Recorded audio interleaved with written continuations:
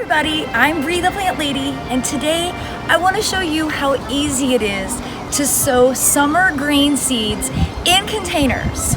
Now usually I grow all of my grains directly planted in the ground, but we're in the end of April. I don't have room for any of my summer grains because all of my winter grains are still growing and looking beautiful, but also the soil is still too cold. Really, the ideal time for planting warm season grains in the ground is when your soil temperature is over 65.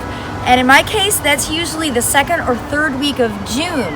So I have a long ways to go before I need to put any of these grains directly in the ground. But I have an open house coming up, and I wanted to give people the option to be able to either buy seed and grow it themselves or buy some pre-started plants, which is something I've never done before. And I figured even if they don't sell, because I have no idea how successful my open house on May 8th from noon to 4 p.m. Eastern will be, I have a friend who is doing an exhibit for the Philadelphia Flower Show, and I'm going to drive up and help with the final installation right before the flower show opens. So if these don't get sold, I can just bring them along and they will basically be filler for this really cool exhibit. So either way, it's never going to be a loss. Okay, so first of all, where do I get my seed? And I just can't say enough about the quality seed from Hancock. Hancock Seed Company, it's hancockseeds.com. And what I love about them is that you can buy it in bulk. So you really do save a lot of money. Now, for not everybody needs to have, 5 pounds of rice seed. I understand that. But I do because I grow a lot. And I also buy my millet and my sorghum from them. My sorghum bag has a hole in it, so I have to keep it in this other bag. But so all of this came from Hancock Seed. And I did store this in the refrigerator because this is seed from last year that I didn't use. So the process for seeding is really simple. I mean, it kind of doesn't get easier than growing grains. So all you want to do is fill a pot up of your choice. I'm doing these in smaller pots just because, I'm wanting to be able to have it so that somebody could take this home in their car. Or I will be driving it to Philadelphia in my Prius, so I can't have these be enormous. But what I would ordinarily do when I'm growing these in pots for the summer, I put them in large, like 7 or 10 gallon pots, and I mix them with a bunch of different plants. So these could totally be used that way. I'm just sort of getting a jump start on the germination season. So all I've done is filled these about 3/4 of the way full. And then what you're gonna do with whichever seed, so this is a tray of millet, which I already started to seed before it occurred to me that this might be a beneficial YouTube video for other people. So I'm just taking like a small handful, and really that's probably more than I need.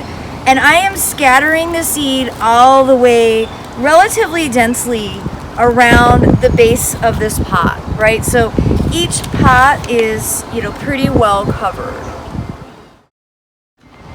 So now I'm just gonna repeat that process with the sorghum and the rice. Now the sorghum, I kind of did this backwards. The sorghum, grows significantly larger. That probably should have been in this pot, but that's okay. I'm gonna do a few less seeds per container. The sorghum, I'm actually just scattering like maybe 5 to 10 seeds, because the sorghum, much like corn, is very upright and takes up a lot of room. Now there's a lot of different varieties of sorghum. This is one called WGF, and this is primarily grown for its seed production. So I really like this variety because it's ideal for using for bird seed.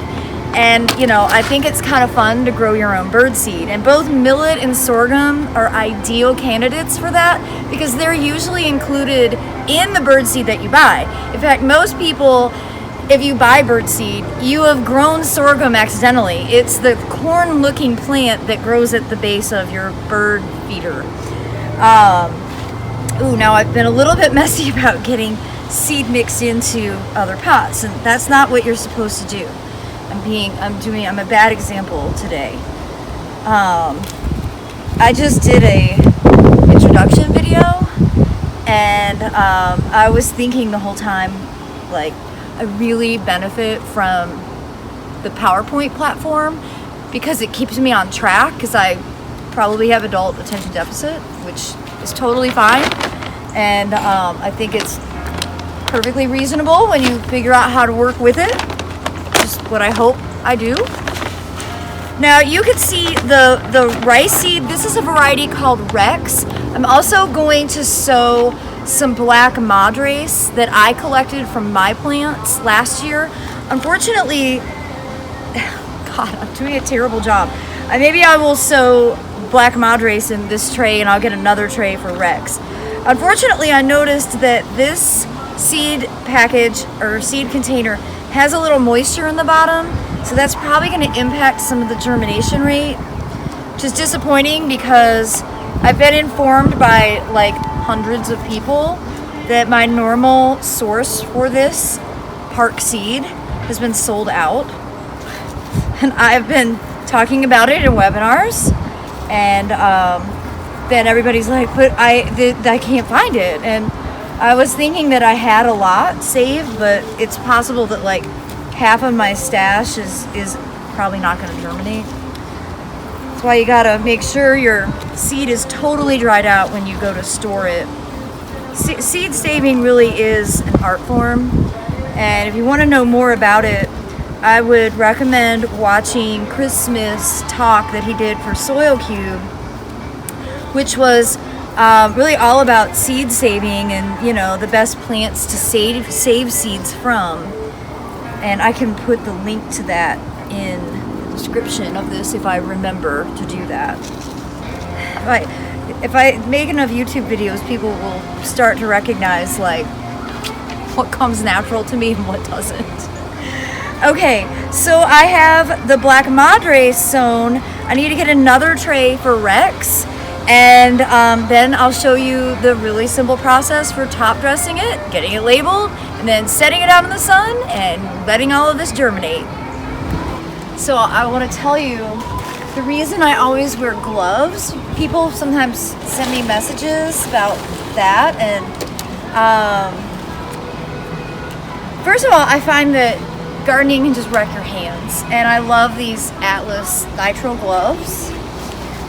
But also, and this is especially when you're dealing with pots that have been stacked up and not moved around a lot, black widows tend to congregate in these sort of dark, cool places, and I, over the years, have encountered far too many black widows to forget.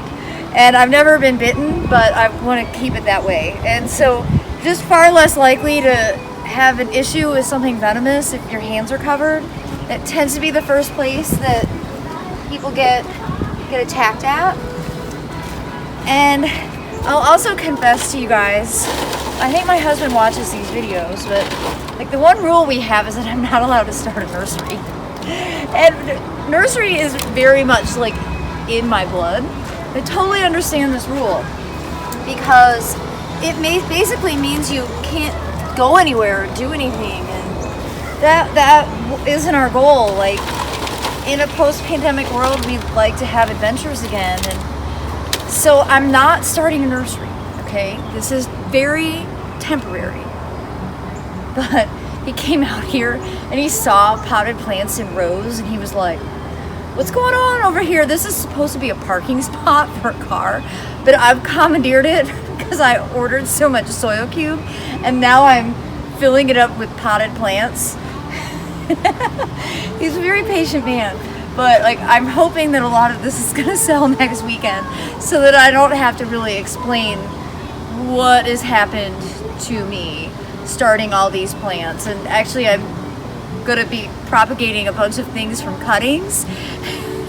So it's like a whole new level of growing even more plants. It's a slippery slope.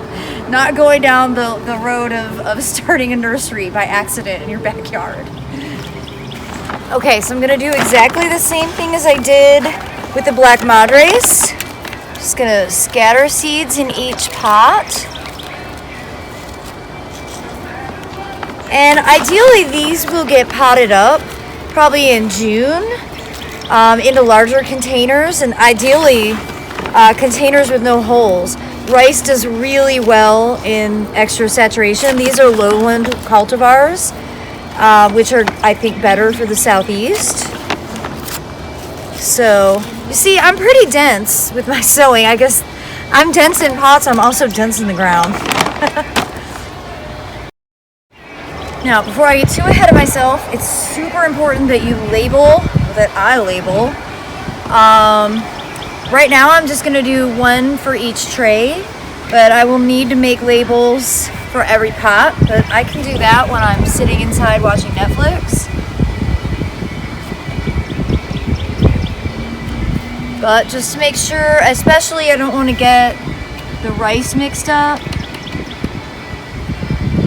And I actually am hopeful that this is gonna germinate pretty quickly. We have some really hot temperatures in the forecast. Like, I think it's gonna be 88 and 90 the next 2 days. So we'll see. If it doesn't germinate by next weekend, like I said, it doesn't really matter. Okay, so these are labeled. Now it's a really simple process. The main thing is they all just want to be covered up.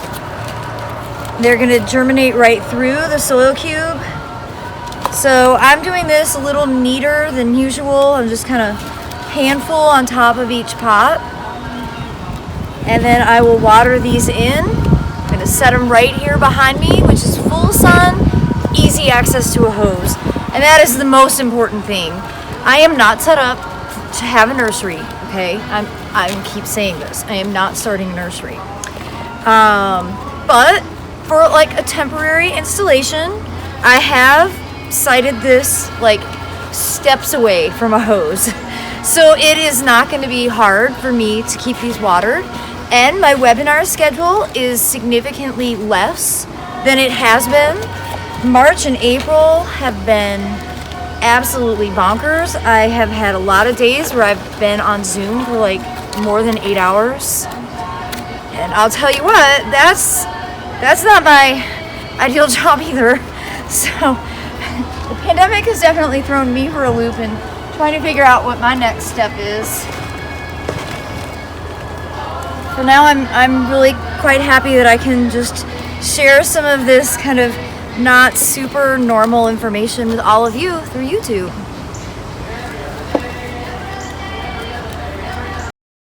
Well, I'm establishing a new daily routine, but hopefully people will be as excited about these grains as I am, and they will fly out of here. Otherwise, I will be taking care of them until the first week of June.